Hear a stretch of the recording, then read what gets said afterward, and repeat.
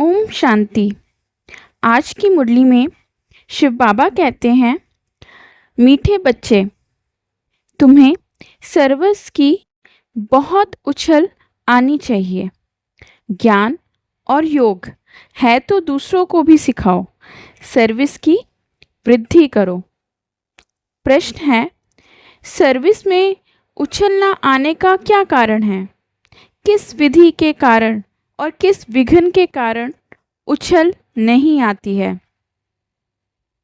बाबा ने उत्तर दिया, सबसे बड़ा विघ्न है क्रिमिनल आई। यह बीमारी सर्विस में उछलने नहीं देती। यह बहुत कड़ी बीमारी है। अगर क्रिमिनल आई ठंडी नहीं हुई है, गृहस्थ व्यवहार में दोनों पहिए ठीक नहीं चलते तो गृहस्थी का बोझ हो जाता है। फिर हल्के हो सर्विस में उछल नहीं सकते। मीठे मीठे बच्चों ने यह गीत सुना है, जाग सजनिया जाग। ऐसे ऐसे दो चार अच्छे गीत हैं, वह सभी के पास होने चाहिए या टेप भी भरने चाहिए। अब यह तो गीत मनुष्यों का बनाया हुआ है, लेकिन ड्रामा अनुसार टच किया हुआ है, जो फिर बच्चों को काम आ जाता है। ऐसे ऐसे गीत बच्चों को सुनने से नशा चढ़ता है। बच्चों को तो नशा चढ़ा रहना चाहिए कि अभी हम नई राजाई स्थापन कर रहे हैं, रावण से ले रहे हैं। जैसे कोई लड़ते हैं तो ख्याल रहता है ना, इनकी राजाई हप कर लेवें, इनका गांव हम अपने हाथ करें। अब वह सब हद के लिए लड़ते हैं। तुम बच्चों की लड़ाई है माया से, जिसका सिवाय तुम ब्राह्मणों के और कोई को पता नहीं।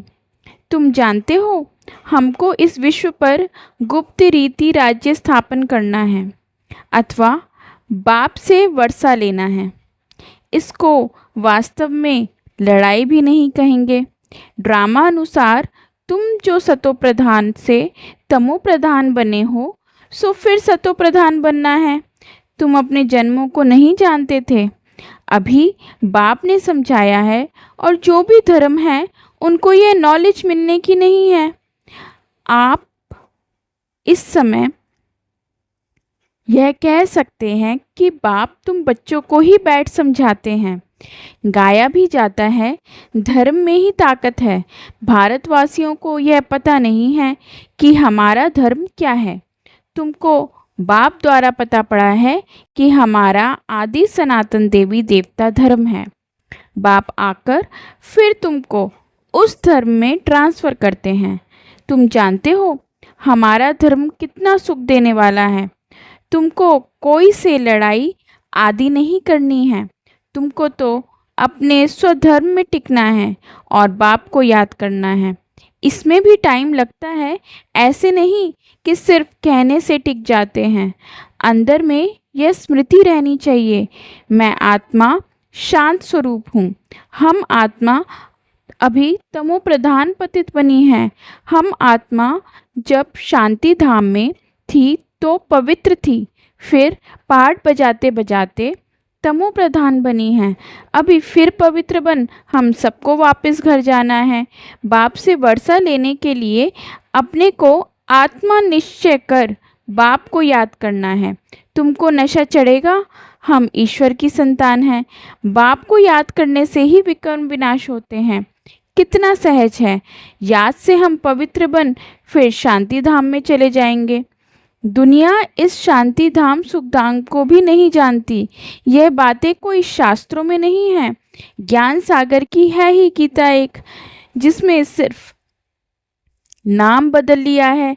सर्व का सद्गति दाता ज्ञान का सागर उस परम पिता परमात्मा को कहा जाता है, और कोई को ज्ञानवान नहीं कह सकते।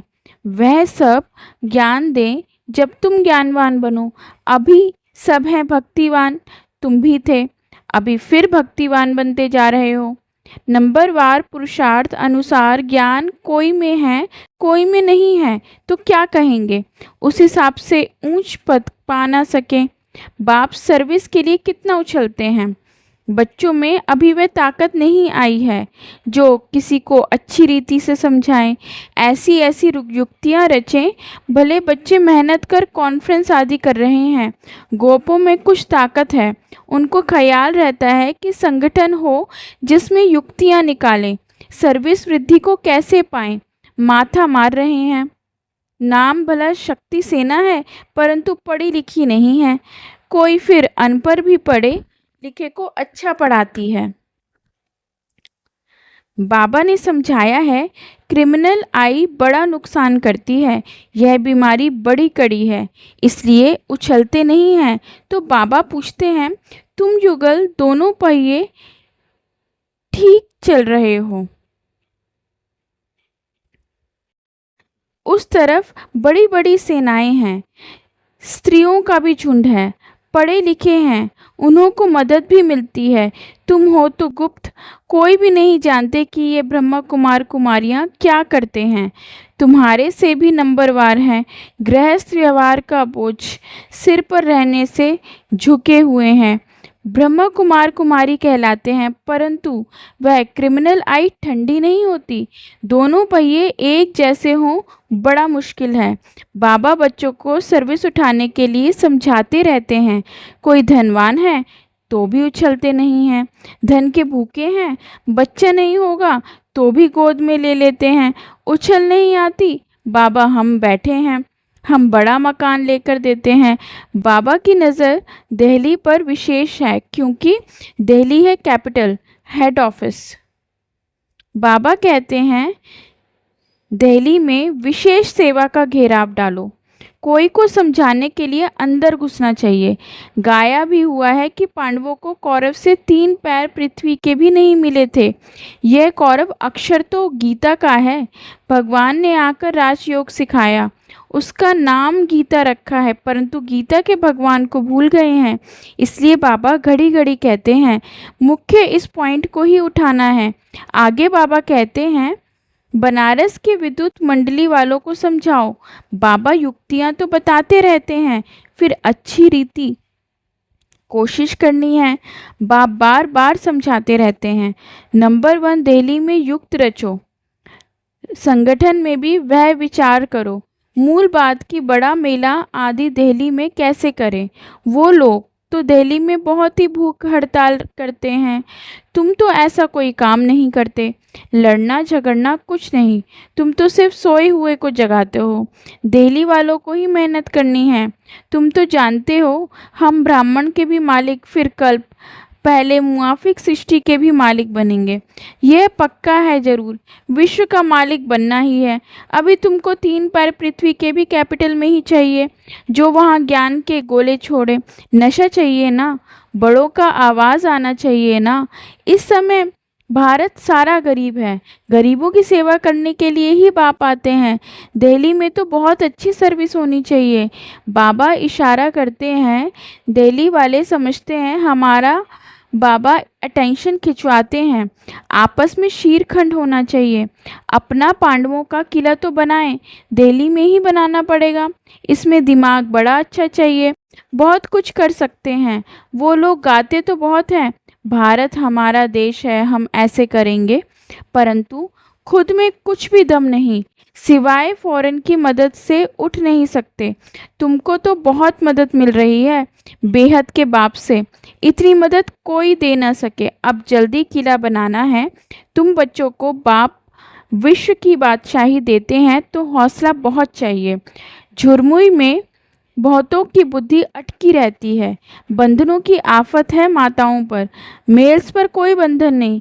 माताओं को अबला कहा जाता है। पुरुष बलवान होते हैं, पुरुष शादी करते हैं तो उनको बल दिया जाता है। तुम ही गुरु ईश्वर सब कुछ हो। स्त्री तो जैसे पूंछ है, पिछाड़ी में लटकने वाली, तो सचमुच पूंछ होकर ही लटक पड़ती है। पति के मुंह में, बच्चों के मुंह में पुरुषों को इतना मुंह नहीं रहता है। उनकी तो एक जुत्ती गई तो दूसरी तीसरी ले आते हैं, आदत पड़ गई है। बाबा तो समझाते रहते हैं, यह अखबार में डालो। बच्चों को बाप का शो करना है, यह समझाना तुम्हारा काम है। बाप के साथ तो दादा भी हैं, तो यह जा नहीं सकते। कहेंगे शिव बाबा यह बताओ, यह हमारे ऊपर आफत आई है, इसमें आप राय दो। ऐसी ऐसी बातें पूछते हैं। बाप तो आए हैं पतितों को पावन बनाने। बाप कहते हैं तुम बच्चों को सब नॉलेज मिलती है, कोशिश कर आपस में मिलकर राय करो। तुम बच्चों को अभी विहंग मार्ग की सेवा का तमाशा दिखाना चाहिए।